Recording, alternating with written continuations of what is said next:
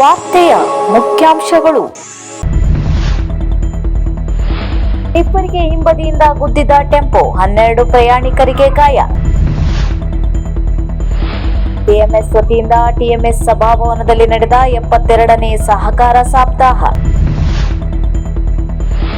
ಶಿರಸಿ ಗುಡಿಗಾರರ ಕರದಲ್ಲಿ ಅರಳಿದ ಈ ನಾಡಿನ ಹೆಮ್ಮೆಯ ನಾಡದೇವಿ ಶಿರಸಿಯ ಶ್ರೀ ಮಾರಿಕಾಂಬಾ ದೇವಿಯ ಪ್ರತಿರೂಪ. ಹಣ ಇರುವವನು ಶ್ರೀಮಂತನಲ್ಲ, ತನ್ನಲ್ಲಿದ್ದನ್ನೇ ತೃಪ್ತಿ ಪಡುವವನು ನಿಜವಾದ ಶ್ರೀಮಂತ. ಅನಂತಮೂರ್ತಿ ಹೆಗಡೆ. ಶಿರಸಿಯ ಲೋಹಿತಾಶ್ವ ಶಿವಾನಂದ್ ನೇತ್ರೇಕರ್ ಎಂಬ ಯುವಕ ಕಾಣೆಯಾಗಿರುವ ಬಗ್ಗೆ ದೂರು ದಾಖಲು. ಅವಕಾಶ ಸಿಕ್ಕಾಗೆಲ್ಲ ಇತರರಿಗೆ ಸಹಾಯ ಮಾಡಬೇಕು. ಅಪಾರ ಹಣ ಇರುವವನು ಶ್ರೀಮಂತನಲ್ಲ, ತನ್ನಲ್ಲಿ ಇರುವುದನ್ನು ಕುರಿತು ತೃಪ್ತಿ ಇರುವವನು ನಿಜವಾದ ಶ್ರೀಮಂತ. ತನ್ನ ಬಳಿ ಇರುವುದಲ್ಲಿಯೇ ಒಂದಷ್ಟನ್ನು ಸಮಾಜಕ್ಕೆ ಮೀಸಲಿಡಬೇಕು. ಅಗತ್ಯ ಇರುವವರಿಗೆ ದಾನ ಮಾಡುವುದರಿಂದ ನಮಗೆ ಪುಣ್ಯ ಲಭಿಸುತ್ತದೆ ಎಂದು ಅನಂತಮೂರ್ತಿ ಹೆಗಡೆ ಚಾರಿಟೇಬಲ್ ಟ್ರಸ್ಟ್ ಅಧ್ಯಕ್ಷ ಅನಂತಮೂರ್ತಿ ಹೆಗಡೆ ಹೇಳಿದರು. ಅವರು ಉಮ್ಮಚ್ಚಿಗೆಯ ಹಿರಿಯ ಪ್ರಾಥಮಿಕ ಶಾಲೆಗೆ ಅನಂತಮೂರ್ತಿ ಹೆಗಡೆ ಚಾರಿಟೇಬಲ್ ಟ್ರಸ್ಟ್ ವತಿಯಿಂದ ದೇಣಿಗೆ ನೀಡಿದ ಶುದ್ಧ ನೀರಿನ ಘಟಕ ಉದ್ಘಾಟಿಸಿ ಮಾತನಾಡಿದರು. ಕೂಡ ಬಡವೇ ಅದಕ್ಕೆ ತೃಪ್ತಿನೇ ಇಲ್ಲ, ಅದಕ್ಕೆ ಎಂಡೇ ಇಲ್ಲ. ಅಂಥದ್ರಲ್ಲಿ ನಾವು ನಮ್ಮ ಲೆವೆಲಲ್ಲಿ ನಿಮ್ಮದೊಂದು 10,000 ರೂಪಾಯಿ ನಿಮ್ಮ ಆದಾಯ ನಿಮ್ಮದಿದ್ರೆ, ಒಂದು 500 ರೂಪಾಯಿನೋ 1,000 ರೂಪಾಯಿನೋ ನಮ್ಮ ಸಮಾಜಕ್ಕೆ ಅದರ ಕಷ್ಟದಿದ್ದವರಿಗೆ ಕೊಡುವಂಥದ್ದು.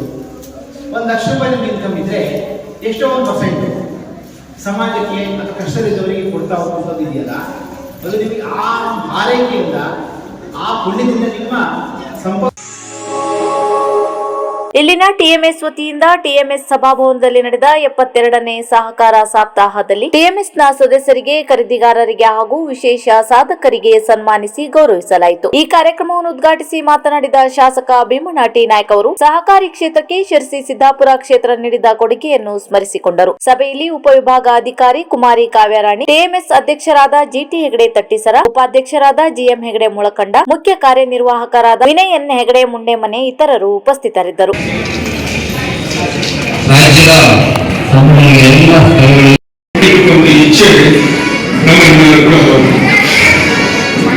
ನಮ್ಮ ಸರ್ಕಾರಿ ಸಂಘಗಳ ಕೊಡ್ತಕ್ಕಂಥ ವ್ಯವಸ್ಥೆ ಇದೆಯೋ ಅದನ್ನ ಹೇಳ್ತಾ ಹೋದ್ರೆ ಬಹಳಷ್ಟು ಸಂಘಗಳು ಕೂಡ ಬೇಕಾಗಿರುವಂತಹ ರೈತರಿಗೆ ಸಮಾಜವಾಗಿ ಆರ್ಥಿಕ ಶಕ್ತಿ ಬೇಕಾಗುವಂತಹ ರೈತರ ಜೊತೆಯಲ್ಲಿ ಅನೇಕ ರೀತಿಯ ವ್ಯವಹರಿಸತಕ್ಕಂಥ ಸ್ನೇಹಿತರು ಕೂಡ ನಮ್ಮ ಭಾರತದಲ್ಲಿ ಅತಿಕ್ರಮಣ ಇರ್ತಕ್ಕಂಥ ಅನೇಕ ಸ್ನೇಹಿತರು ಕೂಡ.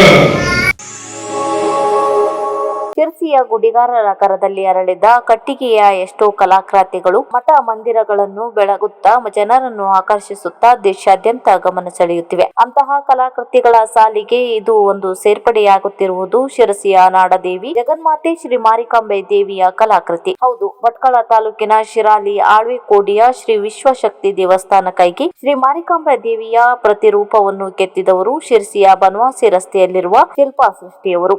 ವಿಶ್ವಶಕ್ತಿ ದೇವಸ್ಥಾನದ ಆಡಳಿತ ಮಂಡಳಿಯವರು ದೇವಸ್ಥಾನದ 4ನೇ ವರ್ಷದ ವರ್ಧಂತಿ ಉತ್ಸವ ಮತ್ತು 2ನೇ ವರ್ಷದ ರಥೋತ್ಸವ ಹಾಗೂ ನೂತನ ಮಾರಿಕಾಂಬಾ ಜಾತ್ರಾ ಮಹೋತ್ಸವಕ್ಕಾಗಿ ಶಿರಸಿಯ ಮಾರಿಕಾಂಬಾ ದೇವರನ್ನು ಹೋಲುವಂತಹ ಮೂರ್ತಿಯನ್ನು ಶಿರಸಿ ಗುಡಿಗಾರರಿಂದ ಮಾಡಿಸಿರುವುದು ಇಲ್ಲಿನ ಗುಡಿಗಾರರ ಕಲಾವಂತಿಕೆಗೆ ಸಾಕ್ಷಿಯಾಗಿದೆ ಮತ್ತು ಸಂತೋಷ್ ಗುಡಿಗಾರ್ ತಮ್ಮ ಸಂಗಡಿಗರಾದ ವಿನಾಯಕ್, ರಾಜು, ಸತೀಶ್ ಇನ್ನಿತರ ಸಹಾಯದಿಂದ ಈ ಮೂರ್ತಿಯನ್ನು ಶಿವಣಿ ಕಟ್ಟಿಗೆ ಬಳಸಿ 4 ತಿಂಗಳಲ್ಲಿ ಕೆತ್ತಿ ಅದಕ್ಕೆ ಜೀವಕಳೆ ತುಂಬುವಲ್ಲಿ ಯಶಸ್ವಿಯಾಗಿದೆ.